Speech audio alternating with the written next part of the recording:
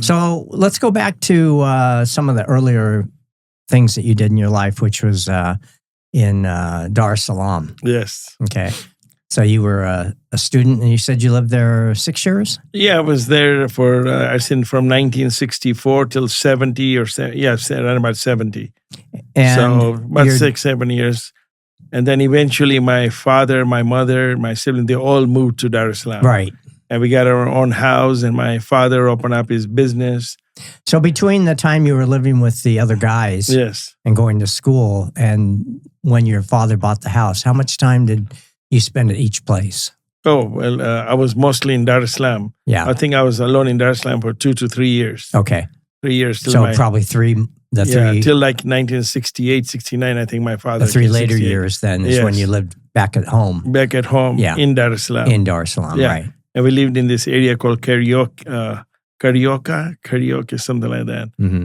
And Cariaco. Mm-hmm. It's called Cariaco, right in front of a huge grocery market. And then later on, my father purchased a house in an area called Upanga, which is near the beach. Upanga was a very beautiful area near the beach. So, it was fun. And, he was also importing textiles from all over the world. Right. And that was his occupation. Right. But over here, he also opened up a furniture store in Dar es Salaam, and he had a hotel. But it was more of a motel upstairs and a furniture store downstairs. So he built that from ground up, the whole building and everything.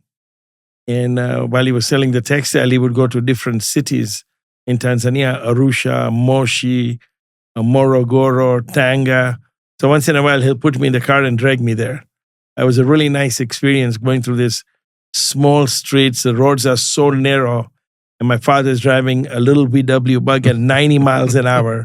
And here comes another car straight at 90 miles an hour. And when they pass each other, they are away from each other, maybe 1 or 2 inches. And he just goes, whoop, very fast. And then all of a sudden you see lion crossing the roads, or a tiger chasing you, or here's a big herd of elephant crossing the road.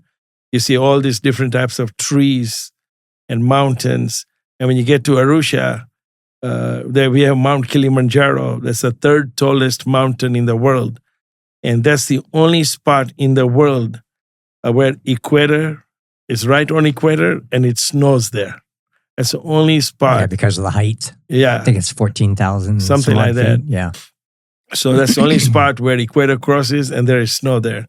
Mount Kilimanjaro, and around Mount Kilimanjaro is a lake or Lake Manyara. And all the birds and the wildlife, they all live there. Very beautiful, very natural. I've been there. It's very beautiful. But of course, now that was 50 years ago, 60 years ago, a long time ago. Now, of course, they have a lot of hotels and all that. But I think the natural beauty of it, they have lost it a little bit because now it's more commercialized. Yeah. Well, much of Africa has changed dramatically. Yes. Since the 60s. Yes. So like a lot of the countries in those areas achieved independence when they didn't have it before. Yes.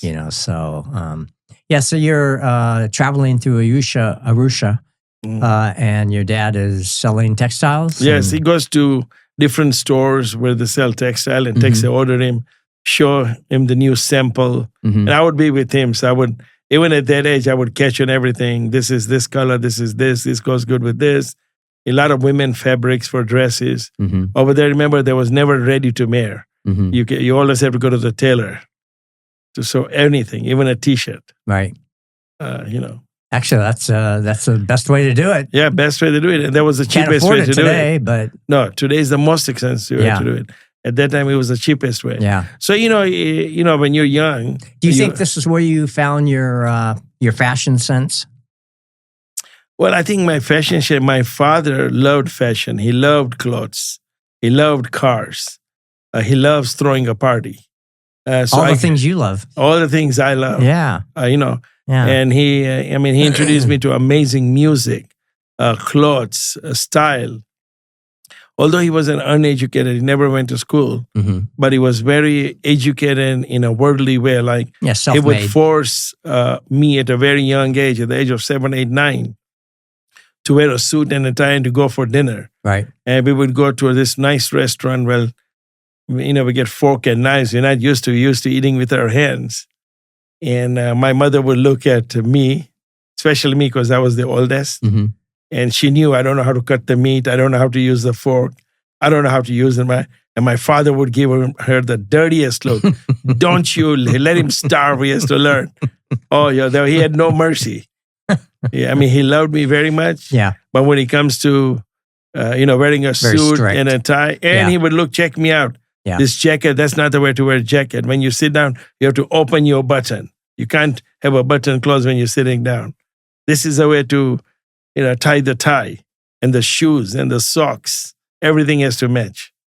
When I first met you, Yes. you used to wear suits and tie all the time. All the time. That was my favorite because at that time I was franchising a chain of auto repair store. We had nearly over 100 stores. Yeah. All over, Southern California, Nevada, Arizona.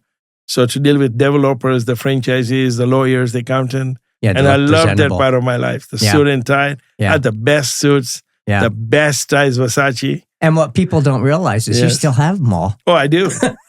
That's why I have my clothes in about 8 to 9 different closets. I have my house spread between two houses. The only reason you need a big house is simply to store your clothes. Yeah, I cannot get rid of them. It's actually a warehouse. Those memories. I mean, I have suits from the 80s, 90s. And ties. And they're ageless styling. Yeah.